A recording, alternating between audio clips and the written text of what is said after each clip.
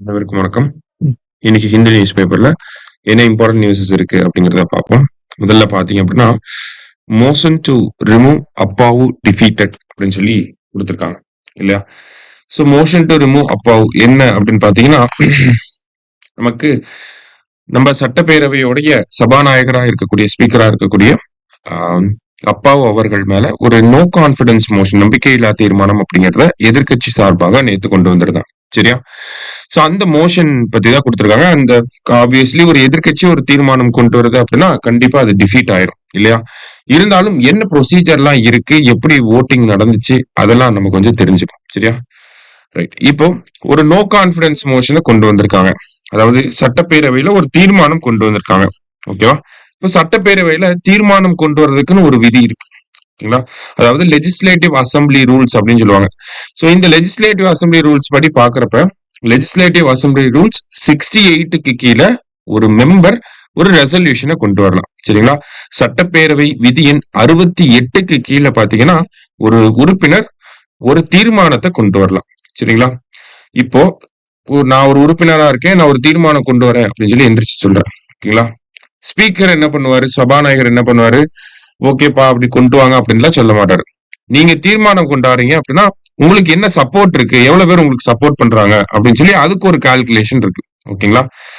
அது legislative assembly rules 70 sub clause 2. ஓகேங்களா? சட்டப்பேரவை விதி எண் 70 சப் கிளாஸ் 2க்கு கீழே பாத்தீங்கன்னா ஒரு உறுப்பினர் ஒரு தீர்மானம் கொண்டு வரார் அப்படின்னா அந்த தீர்மானத்துக்கு குறைந்தபட்சம் ஒரு 35 உறுப்பினர்களுடைய சப்போர்ட் இருக்கணும். ஓகேங்களா? நாட் லெஸ் தேன் 35 மெம்பர்ஸ் அந்த ரெசல்யூஷனை சப்போர்ட் பண்ணணும். நான் ஒரு ரெசல்யூஷன் கொண்டு வரேன்றத விதி எண் 68 கீழே நான் ஏஞ்சி சொல்றேன். சரிங்களா? அப்படி சொல்றப்ப என்கிட்ட 35 பேரோட சப்போர்ட் இருக்குங்கிறதையும் நான் ப்ரூவ் பண்ணி காட்டணும். சரிங்களா? என்னோட ரெசல்யூஷனுக்கு 35 பேரோட சப்போர்ட் இருக்கு அப்படிங்கறது. சரிங்களா? அதான் குறையாத ஒரு 35 நபர்களாவது அந்த தீர்மானத்துக்கு சப்போர்ட் பண்ணா மட்டும்தான் சபாநாயகர் என்ன பண்ணுவாரு, அந்த தீர்மானத்தை எடுத்து விவாதத்துக்கு அனுப்புவார். சரிங்களா? அந்த வகையில நேற்று எதிர்கட்சி ஒரு தீர்மானம் கொண்டு வந்திருக்காங்க. 68 விதி எண் 68 கீழே தீர்மானம் கொண்டு வராங்க. விதி எண் 70 சப் கிளாஸ் 2க்கு கீழே பாத்தீங்கன்னா அந்த 35 பேரோட சப்போர்ட்டும் அவங்களுக்கு இருக்கு. அதனால தீர்மானம் ஏற்றுக்கொள்ளப்பட்டது. சரிங்களா? தீர்மானத்தை விவாதத்துக்கு அனுப்புறாங்க. இப்ப தீர்மானம் யார் மேல இருக்கு, நோ கான்பிடன்ஸ் மோஷன் அப்படிங்கிறது ஸ்பீக்கர் மேலதான் கொண்டு வர போறாங்க.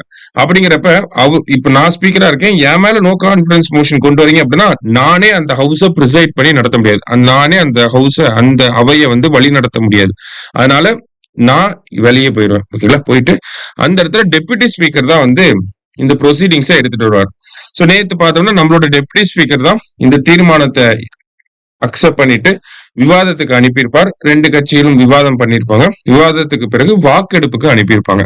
சோ இந்த வாக்கெடுப்பு நடைமுறைகளை பொறுத்த வரைக்கும் பாத்தீங்கன்னா தமிழக சட்டப்பேரவையில நமக்கு பொதுவாகவே பார்த்தோம்னா 2 முறையில வாக்கெடுப்பு நடக்கும். ஒண்ணு பாத்தீங்கன்னா குரல் வாக்கெடுப்புன்னு சொல்லுவாங்க. ஓகேங்களா? வாய்ஸ் ஓட் அப்படின்னு சொல்லுவாங்க. யாரெல்லாம் ஆதரவு தெரிவிக்கிறீங்க அப்படின்னா எஸ் அப்படின்னு சொல்லி ஒரு கூட்டம் சொல்லும், நோ அப்படிங்கிறது இன்னொரு கூட்டம் சொல்லும்.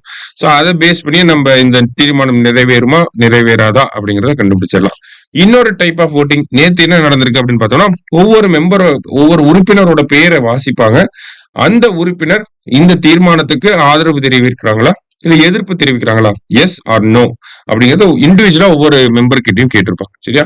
சோ அதை பேஸ் பண்ணி பாக்குறப்ப அந்த தீர்மானத்துக்கு ஆதரவா ஒரு 63 பேர் இருந்திருக்காங்க. அந்த தீர்மானத்துக்கு எதிராக அகெயின்ஸ்டா பாத்தீங்கன்னா 154 மெம்பர்ஸ் இருந்திருக்காங்க. சரியா?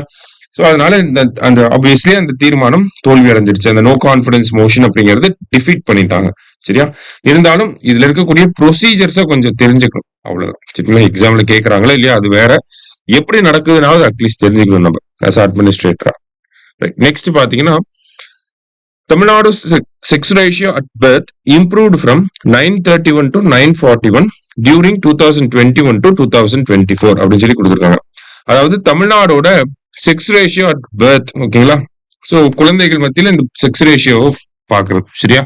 So national family health survey படி பாக்குறப்ப நம்மளோட செக்ஸ் ரேஷியோ கம்மியா இருக்கு அப்படிங்கறத சொல்லியிருப்பாங்க. கிட்டத்தட்ட பாத்தீங்கன்னா 878 தான் கொடுத்திருப்பாங்க. நேஷனல் ஃபேமிலி ஹெல்த் சர்வே 2020-21 வந்திருக்கும். அவங்க என்ன சொல்லியிருக்காங்கன்னா நம்மளோட செக்ஸ் ரேஷியோ 878 தான் இருக்கு அப்படிங்கறத சொல்லியிருப்பாங்க.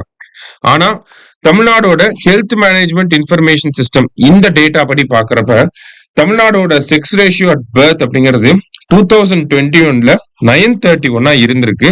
இதுவே நமக்கு 2024-25ல பாத்தீங்கன்னா 940 இன்க்ரீஸ் ஆயிருக்கு. சரிங்களா? அப்ப நமக்கு sex ratio at birth gradually increase ஆகுது அப்படிங்கறத நம்ம புரிஞ்சுக்கிறோம். ஓகேங்களா? ஒரு அப்ரப்ட் இன்க்ரீஸ் இல்லைனாலுமே கிராஜுவல் இன்க்ரீஸ் அப்படிங்கிறது இருக்கு. நார்மல் செக்ஸ் ரேஷியோ அப்படிங்கிறது 1000க்கு மேல நமக்கு போயிடுச்சு. ஓகேங்களா? NFHS 5 படியே பாக்குறப்ப 1020க்கு மேல போயிடுச்சு நமக்கு. செக்ஸ் ரேஷியோ அட் பர்த் அப்படிங்கிறது இப்ப 931ல இருந்து 940 வரைக்கும் இன்க்ரீஸ் ஆயிருக்கு அப்படிங்கறத சொல்லியிருக்காங்க. பட் ஸ்டில் இது வந்து ஒரு கிராஜுவல் இன்க்ரீஸ் இருந்தாலுமே இது வந்து கம்மி தான். ஓகேங்களா? அப்ப செக்ஸ் ரேஷியோ அட் பர்த் கம்மியா இருக்கிறதுக்கு என்ன காரணங்கள்லாம் இருக்கலாம் அப்படிங்கறத கேட்கலாம். ஓகே, மெயின்ஸ் பாயிண்ட் ஆஃப் வியூல list out the reasons for low sex ratio at birth in Tamil Nadu அப்படின்னு சொல்லி கேட்கலாம். அந்த பாலின விகிதம் பிறப்புல இருக்கக்கூடிய அந்த பாலின விகிதம் கம்மியா இருக்கிறதுக்கு என்ன மாதிரியான காரணங்கள்லாம் இருக்கு அப்படிங்கறத ஒரு 10 மார்க்கா கூட நமக்கு கேட்கலாம். அந்த இன்க்ரீஸ் பண்றதுக்காக என்ன திட்டங்கள் அரசாங்கம் கொண்டு வந்திருக்கு, what are the schemes to improve the sex ratio at birth அப்படிங்கிறது கூட ஒரு திட்டமா ஒரு கொஸ்டினா கேட்கலாம். அப்ப 2 10 மார்க்கா கூட நமக்கு கேட்கலாம். சரிங்களா? ரைட். இப்ப இந்த மாதிரி கொஸ்டின் எல்லாம் கேட்டாங்கன்னா நமக்கு ரீசன்ஸ் லிஸ்ட் அவுட் பண்ணணும். அப்ப என்ன மாதிரியான ரீசன்ஸ் எல்லாம் இருக்கலாம்? ஃபர்ஸ்ட் பேட்ரியார்கியல் மைண்ட் செட் அப்படிங்கிறது. ஓகேங்களா? இது ஒரு ஆணாதிக்கம் அப்படிங்கிற அந்த ஒரு காரணம் அப்படிங்கிறது இன்னமுமே ரெலவெண்டா இருக்கக்கூடிய ஒரு காரணம் தான். இன்னொரு ரெலவென்சி அந்த ஒரு காரணத்துக்கு இருக்கு. அடுத்ததா பாத்தீங்கன்னா மேல் சைல்டு ப்ரிஃபரன்ஸ், ஆண் குழந்தைய அதிகமா விரும்புவது அப்படிங்கிறது ஒரு காரணமா இருக்கும். ஓகேங்களா? அடுத்தது high cost of raising a girl child, ஒரு பெண் குழந்தைய வளர்க்கறதுக்கு இருக்கக்கூடிய அதிக செலவுகள் அப்படிங்கறத ஒரு காரணமா எடுத்துக்கலாம் நம்ம. அடுத்ததா பாத்தீங்கன்னா செக்ஸ் செலக்டிவ் அபார்ஷன் அப்படின்னு சொல்லுவாங்க. ஓகேவா? அதை இங்க கொடுத்துருக்காங்க, செக்ஸ் செலக்டிவ் அபார்ஷன். அது என்ன செக்ஸ் செலக்டிவ் அபார்ஷன்னா, நமக்கு கருவிலேயே ஆனா பெண்ணா அப்படிங்கறத கண்டுபிடிச்சிட்டு வேணா அப்படின்றது சொல்லிடுவாங்க. ஒரு சில இடங்கள்ல இன்னமும் அப்படிதான் இருக்காங்க. சரிங்களா? சோ செக்ஸ் செலக்டிவ் அபார்ஷன் அப்படிங்கிறது ஒரு காரணமா இருக்கு. நெக்ஸ்ட் பாத்தீங்க அப்படின்னா நமக்கு அந்த குழந்தை பிறக்கிறதுக்கு முன்னாடியே என்ன ஜெண்டர் அப்படிங்கறத நிறைய இடத்துல ரிவீல் பண்ணிடுறாங்க, நிறைய இடத்துல சொல்லிடுறாங்க. அப்ப அதுவுமே ஒரு காரணமா தான் இருக்கு. ரிவீலிங் ஆஃப் ஜெண்டர் அப்படிங்கிறது, என்ன குழந்தை அப்படிங்கறத, என்ன பாலினம் அப்படிங்கறத சொல்லிடுறாங்க. Sex selective gender. அடுத்ததா பாத்தீங்கன்னா இதெல்லாம் வந்து ப்ரிவலண்டா எக்ஸ்க்ளூசிவா இருக்கக்கூடிய ரீசன்ஸ். மறுபடியும் இதோட ரிலேட் ஆகி வரக்கூடிய ரீசன்ஸ் அப்படின்னு பார்த்தோம்னா நமக்கு அபார்ஷன் அப்படிங்கிறது ஒரு முக்கியமான காரணமா இருக்கு. அடுத்ததா பாத்தீங்கன்னா இன்ஃபெர்டிலிட்டி அப்படிங்கிறது ஒரு முக்கியமான காரணம். ஓகேங்களா? மலட்டுத்தன்மை அப்படின்னு சொல்லுவாங்க, அபார்ஷன். ஓகேங்களா? இது ஒரு காரணம். அண்ட் இன்ஃபெர்டிலிட்டி அப்படிங்கிறது ஒரு காரணம். அண்ட் தென் வேற என்ன சொல்லலாம் அப்படின்னு பார்த்தோம்னா லேட் மேரேஜஸ் அப்படிங்கிறது ஒரு காரணம். லேட் மேரேஜஸ்னால என்ன ஆகுது அப்படின்னு பார்த்தோம்னா சைல்டு பர்த் அப்படிங்கிறது டிஃபிகல்ட்டா மாறிடுது. சரிங்களா?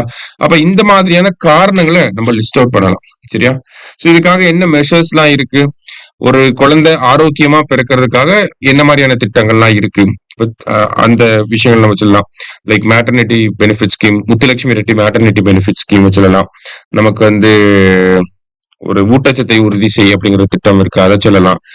அடுத்ததா பாத்தீங்க அப்படின்னா குழந்தை பிறந்ததுக்கு அப்புறமா பாதுகாக்கிறதுக்காக நமக்கு முதலமைச்சர், அதாவது நம்ம chief minister girl child protection scheme 1992ல வந்திருக்கும், தொட்டில் குழந்தை திட்டம் அப்படிங்கிறது இருக்கு. இந்த மாதிரி நிறைய திட்டங்களை சொல்லலாம். மத்திய அரசாங்க அளவுல பேட்டி பச்சாவோ பேட்டி பதாவோ திட்டம் இருக்கு. இந்த மாதிரி நிறைய விஷயம், pre conception and prenatal diagnostics act, இந்த ஆக்ட பத்தியும் நம்ம கண்டிப்பா கொடுத்துருக்கணும். சரிங்களா? 1994ல வந்திருக்கும். அப்ப இந்த மாதிரியான திட்டங்கள்லாம் அரசாங்கம் பண்றாங்க. எதுக்காக? செக்ஸ் ரேஷியோ அட் பர்த்தை இன்க்ரீஸ் பண்றதுக்காக அப்படிங்கறத சொல்லி நம்ம முடிக்கலாம். சரிங்களா? சோ இன்னைக்கு நியூஸ் பேப்பர்ல முக்கியமான ஆர்டிகல்ஸ் பார்த்திருக்கோம். நன்றி.